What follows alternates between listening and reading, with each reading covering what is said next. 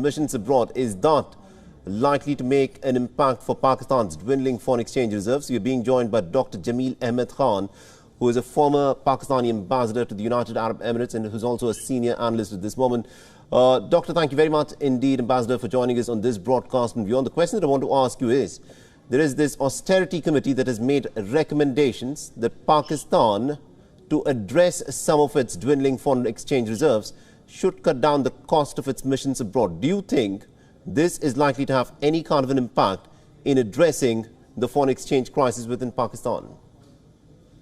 Well, 15% or even 10% or even 5%, any austerity measure would definitely have an impact on the overall foreign exchange reserve, because all the missions are sent in foreign exchange with rupee cover here, but basically foreign exchange is sent to all the missions.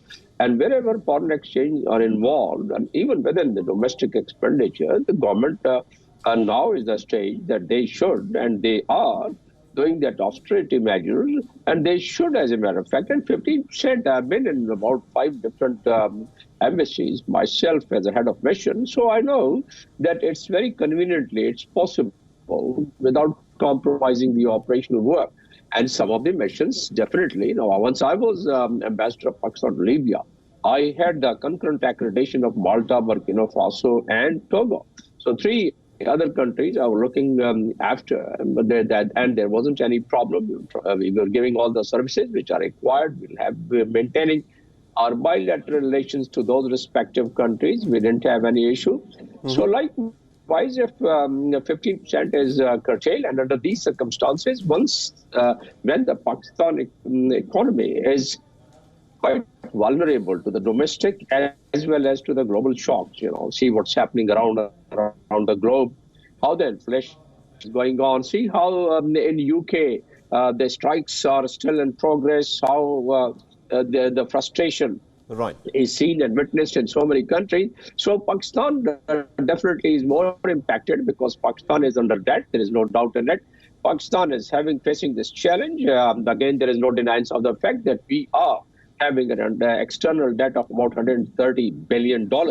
And that is mounting another pressure on the repayment of these principal as well as the interest on these loans. So all these things, all these factors combined together, it definitely suggests that the government should, and they are doing, as you have already shown the letter of the Prime Minister's Secretariat of curtailing. I'm expecting that in most of the departments, the austerity measures is now going to be adopted, and they should adopt it. There's no point in just following the legacy of the colonial time and most of these countries where the Britishers had left. So still those countries, and particularly in this part of the world, they are, in many respects, they are following those procedures and those legacies. Now, so Ambassador, I need to interject here. The question that Pakistan at this moment needs to address is this. It is, at this moment, heavily banking and the possibility of getting an IMF bailout. But IMF is clearly playing hardball here. It says that Pakistan needs to increase more of these austerity measures. But this is going to have an impact on the people of Pakistan. Do you think at this moment, looking at what the inflation rate is within Pakistan, the Pakistani people can actually take in more of these austerity measures?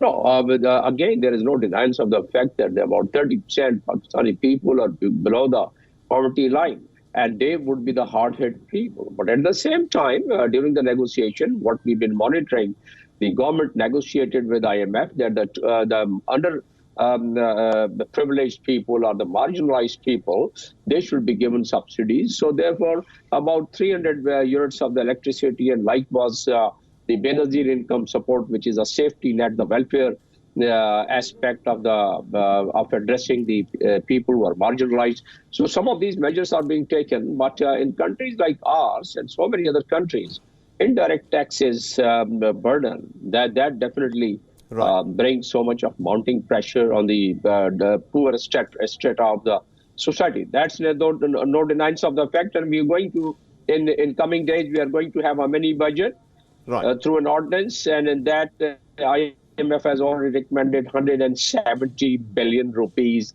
extra tax. So that is already planned. And once the government brings its mini budget, I personally feel that they are trying to provide that safety net to these people who are below the poverty line. All But right. at the same time, because of the related factors, all these All people right. cannot have that much of safety because of the inflation and other problems. All right. Very Yes. interesting. Thank you. Thank you very much indeed, Ambassador, for joining us and getting us all those insights there.